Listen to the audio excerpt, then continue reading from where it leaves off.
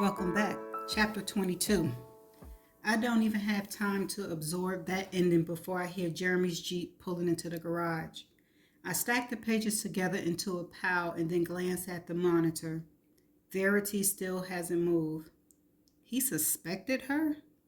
I squeeze my neck, trying to ease all of the tension that last chapter infused into my muscle. How could he still take care of her? Bathe her and change her for the rest of his life? Feel like he owes her the promise of his vows? If he truly thought she killed Harper, how could he stand to be in the same house as her? I hear the garage door open, so I walked to the office door and stepped out into the hallway. Jeremy is holding Crew in his arms at the foot of the stairs. 6 stitches, he whispers, and a lot of pain meds. He's out cold for the night. He walked Crew upstairs to put him in bed. I don't hear him check on Verity before he begins to make his way back down again. Want some coffee? I asked him. Please.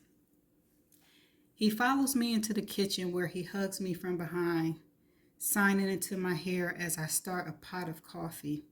I lean my head against his, full of so many questions, but I say nothing because I don't even know where to start.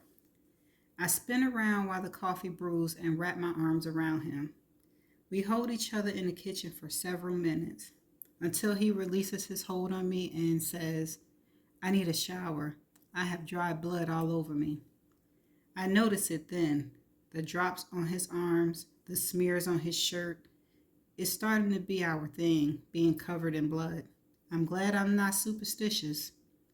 I'll be in the office.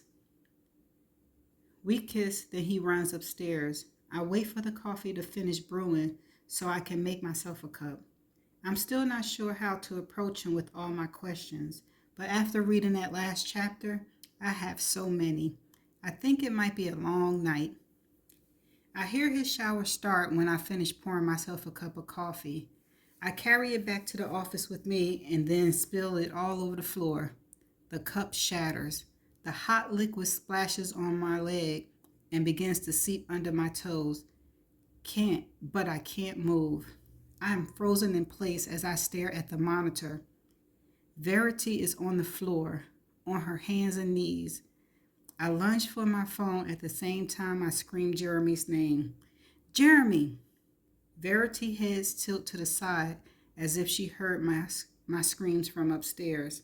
Before I can open my camera app with unsteady fingers, she crawls back into her bed, gets back into position, stills herself. Jeremy, I yell again, dropping my phone.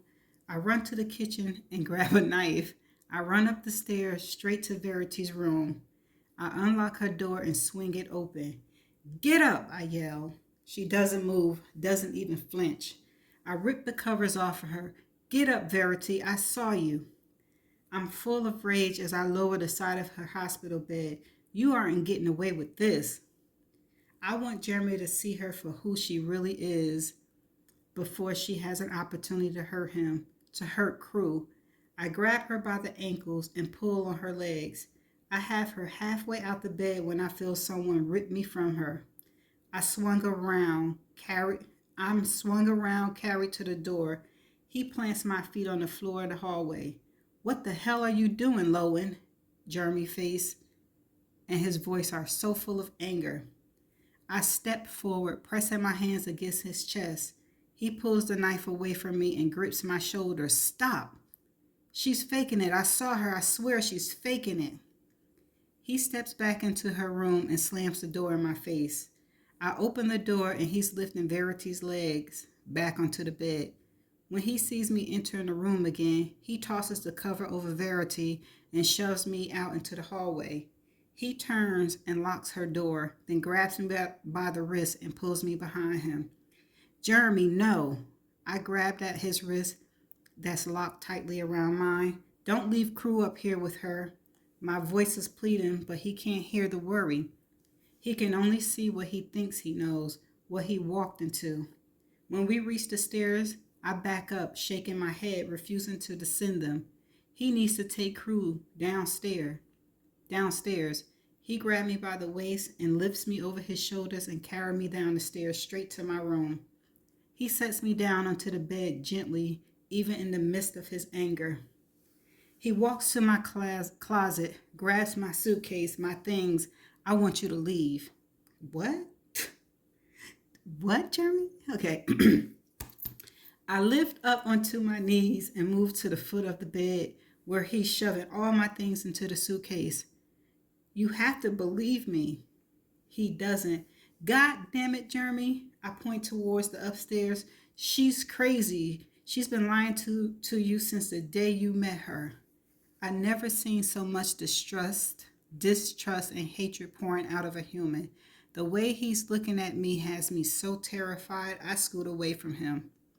She's not faking it, Lowen. He tossed his hand in the air toward the direction of the stairs. That woman is helpless, practically brain dead. You've been seeing things since you got here. He shoves more clothes into my suitcase, shaking his head. It's impossible, he mutters. It isn't, and you know it isn't. She killed Harper, and you know it. You suspected it. I climb off the bed and rush to the door. I can prove it. He follows after me as I run to Verity's office. I grab the manuscript, every page of it, and I turn around just as he reaches me and shove it against his chest. Read it. He catches the pages, looks down at them, looks back up at me. Where did you find this? It's hers. It's all there. From the day you met her up until her car wreck. Read it. At least read the last 2 chapters. I don't care. Just please read it. I'm exhausted. I have nothing else in me but please. So I beg him quietly. Please, Jeremy, for your girls. He's still looking at me like he doesn't trust a single word coming out of my mouth. He doesn't have to. If he would just read those pages, see what his wife was truly thinking in the moment she was with him, he'll know I'm not the one he needs to worry about. I can feel the fear welling up in me, the fear of losing him. He thinks I'm crazy, that I was trying to hurt his wife. He wants me to leave his house. He wants me to walk out of here, and he never wants to see me again. My eyes sting as the tears begin to fall down my cheek. Please, I whisper, please, you deserve to know the truth. That's the end of chapter 22. Stay tuned for the next chapter.